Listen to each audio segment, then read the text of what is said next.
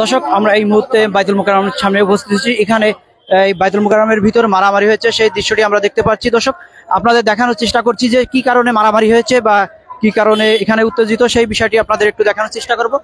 যে যেখান থেকে দেখছেন সংগ্রাম প্রতিদিনের লাইভ বেশি বেশি করে শেয়ার করুন এবং সবাইকে দেখার সুযোগ করে দিন। আপনি কি ভিতরে ছিলেন?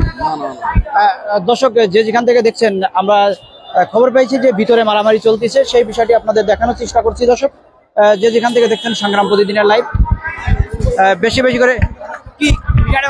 আসসালামু আলাইকুম। আমরা সাধারণ বাইতুল মোকাররমের মুসল্লি নামাজ পড়তে আসছি। ফ্যাসিস্ট হাসিনা নিয়োজিত সাবেক ভুয়া খতিব রুহুল আমিন, তিনি তার গুন্ডা পান্ডা গোপালগঞ্জ থেকে লোক এনে আগে থেকে সামনে বসিয়ে রেখেছেন এবং মুসল্লিরা যখন এই ফ্যাসিস্ট হাসিনা দালালকে নামাজ পড়াতে অস্বীকৃতি জানায়, তখন তিনি আমাদের উপর হামলা চালিয়েছেন, চেয়ার ছুঁড়ে মেরেছেন, জুতা মেরেছেন, মুসল্লিদেরকে পিটিয়ে মসজিদ থেকে বার করে দিয়েছেন। তারা কিছু মানুষকে পাঞ্জাবি টুপি পরিয়ে আলেম সেজে এনে আমাদের প্রতি হামলা করেছে। আমরা বলতে চাই, এই ফ্যাসিস্ট হাসিনা পলালেও তার প্রেতাত্মা পলায়নি। এই আলেম নামের ভণ্ডকে বাইতুল মোকাররমের চত্বর থেকে সকল মুসলিমের অবঞ্চিত ঘোষণা করলাম আজকে থেকে। তিনি যদি আমরা ভাই বলতে পারতেছি, আমাদেরকে তারা দিছে, তারা দিয়ে আমাদেরকে মেরে বের করে দিছে, দরজা বন্ধ করে দিছে। অনেক ভাই আহত হয়েছে ভাই, জীবন নিয়ে আমরা চলে আসছি। মসজিদে পৃথিবীর ইতিহাস এরকম হয় নাই, আল আকসা এরকম হয় নাই। এই আল আকসার থেকেও খারাপ বানিয়েছে হাসিনার এই ফ্যাসিস্ট গোলামেরা। ধন্যবাদ। দর্শক, যে যেখান থেকে দেখছিলেন সংগ্রাম প্রতিদিনের লাইভ বেশি বেশি করে শেয়ার করুন এবং সবাইকে দেখার সুযোগ করে দেন। আপনাদের দেখানোর চেষ্টা করছি যে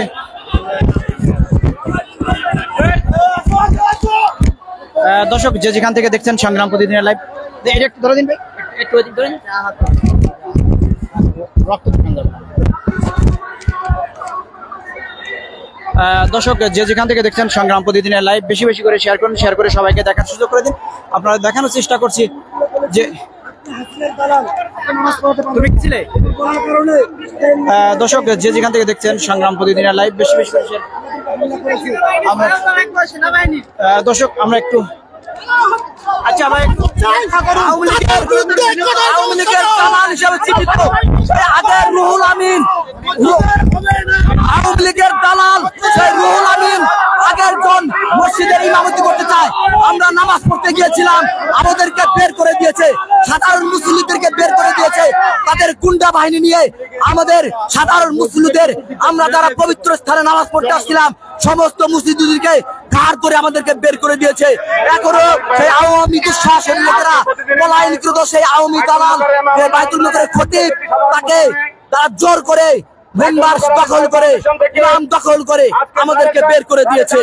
আমরা সকল মুসলিমরা একত্রিত হয়ে গোপালপুরের গুন্ডারা সবাই এসে আমাদেরকে বের করে দিয়েছে। ধন্যবাদ। আওয়ামী লীগের দালালেরা এবং ডাকদিনেই আলেম সমাজকে কলঙ্কিত করেছে। আর্মি ভাইদের কামনা করছি, আর্মি ভাইদের সহযোগিতা কামনা করছি। ভিতরে মুসল্লিদের উপর হামলা হচ্ছে, ভিতরে মুসল্লিদেরকে মারতে হচ্ছে। আমাদের হবে না দালালের ঠিকানা, দেশে হবে না দালালের ঠিকানা।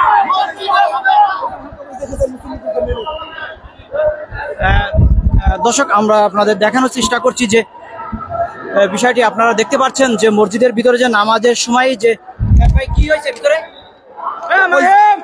আগে যে পলা যে খতিব ছিল তো পলাই গেছে, এখন আবার কিছু কওমির লোকজন নিয়ে আসছে, সে আবার আওয়ামী লীগের কিছু লোকজন নিয়ে ওখানে বসেছে, সে গোপালগঞ্জ থেকে লোক নিয়ে আসছে, সে আবার ওই মানে আগে ভাঙচুর করতে, ঠিক আছে,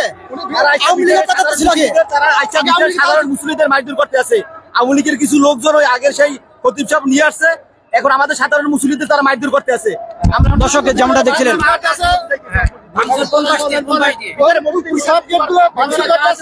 ভেঙে ফেলছে এবং মসজিদ দখল করার জন্য আসছে, বাইতুল মোকাররম জাতীয় মসজিদ দখল করার জন্য আসছেনি। দর্শক, যে যেখান থেকে দেখছেন যে উত্তাল এই বাইতুল মোকাররম মসজিদের, বলছে হুজুর আসছে না, এখন আসতে মারে কেন? সে সরকারি লোক, তাই সে যদি অন্য কিছু করে সরকার তাকে বাদ দিবে, কারণ মধ্যখানে গিয়ে বাদ দে মসজিদের মধ্যে মারামারি। আল্লাহ খেল আল্লাহকে সমান করে না কেন? আল্লাহ মসজিদ মসজিদের দর্শক আমরা দেখতে পাচ্ছি অনেকে আহত হয়েছে, বিভিন্নভাবে কপাল বা বিভিন্ন জায়গায় আঘাত পেয়েছে। ভিতরে মসজিদের ভিতরে ঢুকে আওয়ামী লীগের গুন্ডারা ও গোপালগঞ্জের দলালরা ভিতরে মসজিদের ভিতরে এসি ওদের বাংসুর খুব কিছু রাখে না, মসজিদের ভিতরে খুব অত্যাচার করছে, অনেক মানুষ আহত হয়েছে ভিতরে ঢুকে।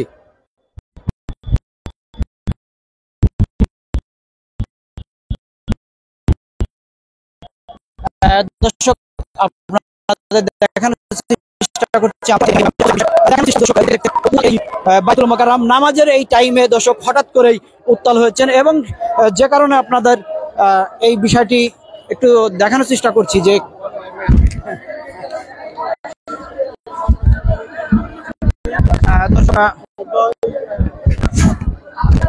যে যেখান থেকে দেখছেন সংগ্রাম প্রতিদিনের লাইভ বেশি বেশি করে শেয়ার করুন, শেয়ার করে সবাইকে দেখার সুযোগ করে দিন।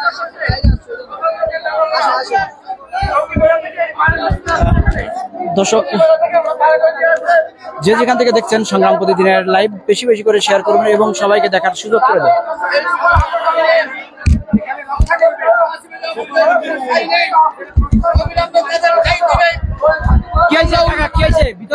ভিতরে এই ফরিদ মাসুদ মনে আসছে, ফরিদ মাসুদ আমার আছে, যে শয়তান ফাঁসি বেঁধে শেখ হাসিনার একটা ইমাম ছিল, সেই শয়তান এতদিন পলাই যে আবার আজকে আছে নামাজ পড়াইবে।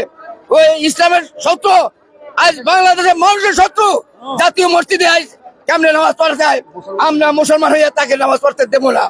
আমরা মুসলমান, 1971 আমরা দেশ স্বাধীন করেছিলাম, 65 বছরে আবার চাপিয়ে পড়ছি। এই ফাঁসিবাদী সরকারে থাকতে পারবে না, রাখতে পারবো না।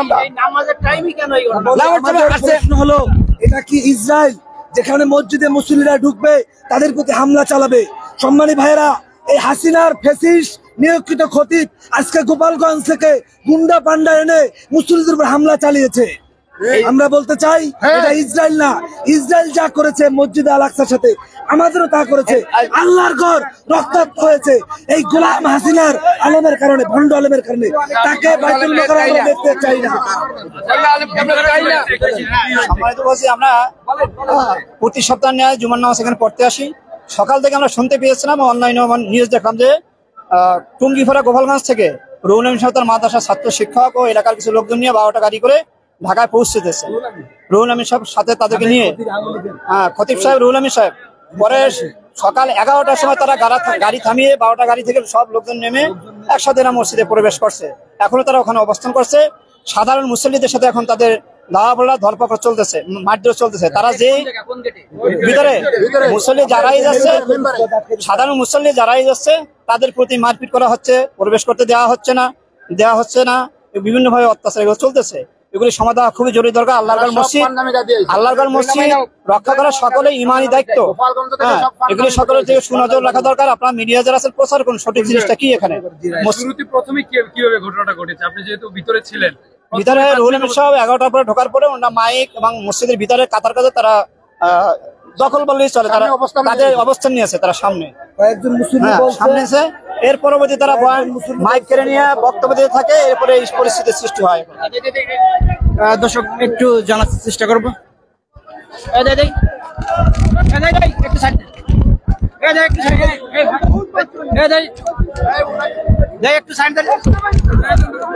আচ্ছা দেখ একটু ভাই, একটু মিডিয়া একটু সাইড দর্শক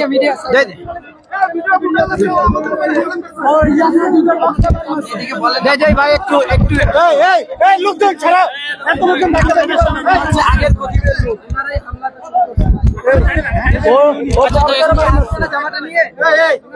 আপনি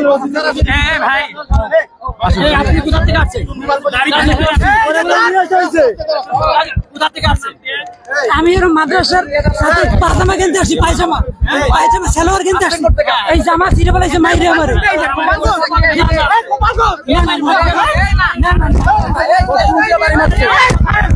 দর্শক উনি হচ্ছে আগের খতিবের লোক।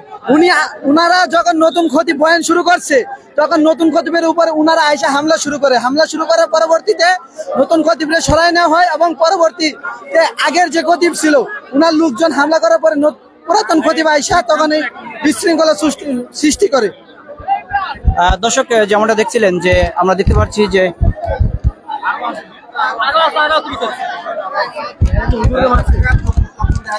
যে যেখান থেকে দেখছেন সংগ্রাম প্রতিদিনের লাইভ,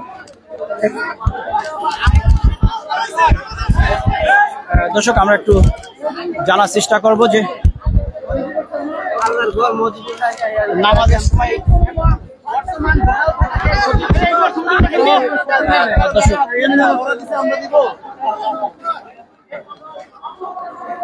যে যেখান থেকে দেখছেন সংগ্রাম প্রতিদিনের লাইভ বেশি বেশি করে শেয়ার করুন এবং সবাইকে দেখার সুযোগ করে দিন।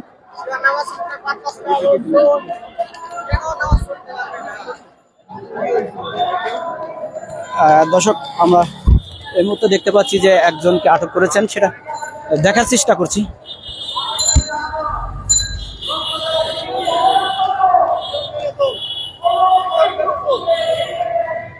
যে যেখান থেকে যুক্ত আছেন সংগ্রাম প্রতিদিনের লাইভে বেশি বেশি করে শেয়ার করুন, শেয়ার করে সবাইকে দেখার সুযোগ করে দিন।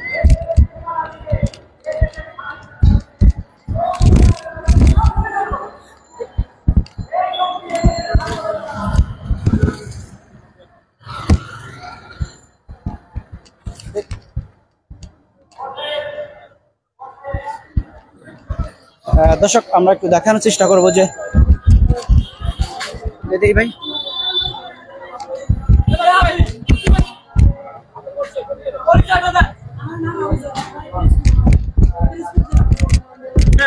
আপনাকে কেন আটক করা হয়েছে? আমাকে আটক করা হয়েছে বলতে পারি না কেন, অন্যান্য লোকজন সামনে কাছে বসে মারামারি করছে, এই কারণে আমাকে আটক করা হয়েছে। অথচ আমাকে মাইরা আমার জামা ছিল, জামা দেখাই দিচ্ছে। আপনি কি নামাজে ছিলেন? নামাজের ভিতরে ছিলেন? হ্যাঁ বলছি। ভিতরের কাহিনীটা কি বলেন, কি হয়েছে? প্রথম ভিতরে কি হয়েছে বলতে আমি বারান্দা ছিল। হ্যাঁ বারান্দায় ছিলেন, ভিতরে ঢোকার। তাহলে আপনাকে কেন আটক করা হয়েছে? কিছু লোকজন এসে আমাকে দিছে, পুলিশের হাতে, পুলিশ এখন আটকে দিচ্ছে। কেন বসে মারামারি করছে, আসলে মারামারি করছে আমাকে মাইরা জামা ছিঁড়ে বলেছে। যারা ধরছে তারা তো আপনারা বলতেছে যে গোপালগঞ্জ থেকে আসছে। আমার বাড়ি পিরিজপুর। পিরিজপুরে কোথায়? পিরিজপুর 17 উপজেলা, বুঝছেন? দর্শক যেমনটা বলছিলাম, যে যেখান থেকে দেখছিলেন সংগ্রাম প্রতিদিনের লাইভ বেশি বেশি করে শেয়ার। আপনারা দেখানোর চেষ্টা করছি যে বাইতুল মুকাররমের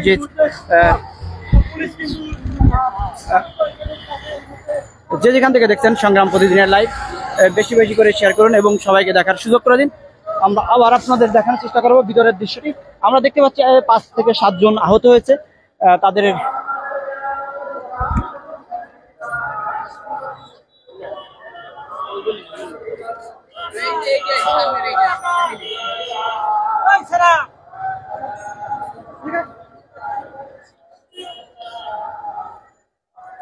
দর্শক যে যেখান থেকে দেখছেন সংগ্রাম প্রতিদিনের লাইভ বেশি বেশি করে শেয়ার করুন এবং সবাইকে দেখার সুযোগ করে দিন।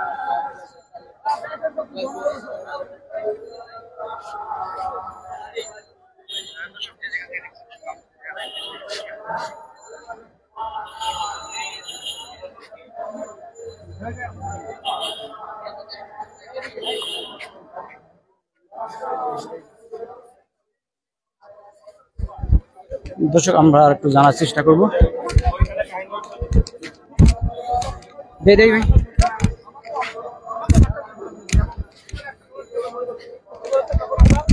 ভাই আমরা সেই বিবেচনা করে আল্লাহ ভয় আমরা এসে আইনশৃঙ্খলা রক্ষাকারী বাহিনীর কাছে সাহায্য চেয়েছি, আমাদের কোনো সাহায্য করে না।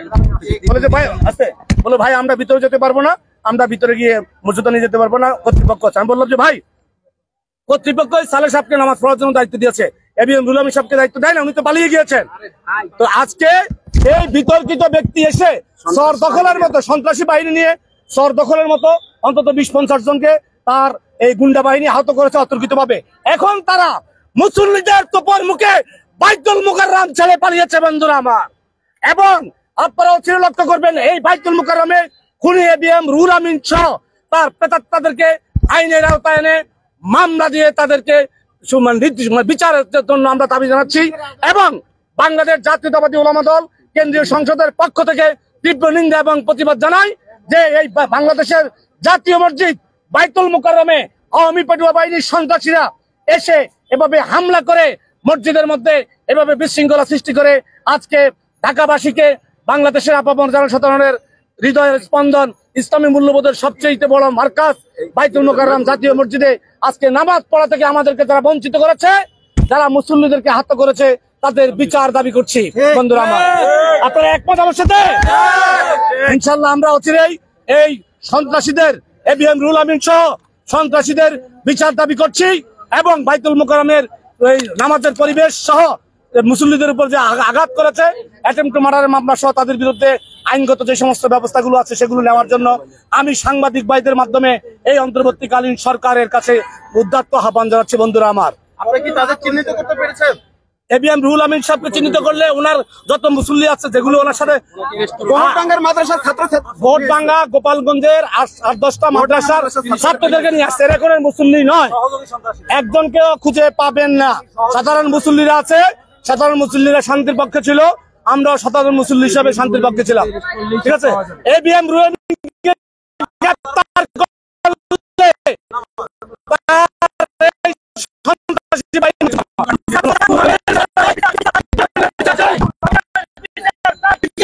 দর্শক যেখান থেকে দেখছেন সংগ্রাম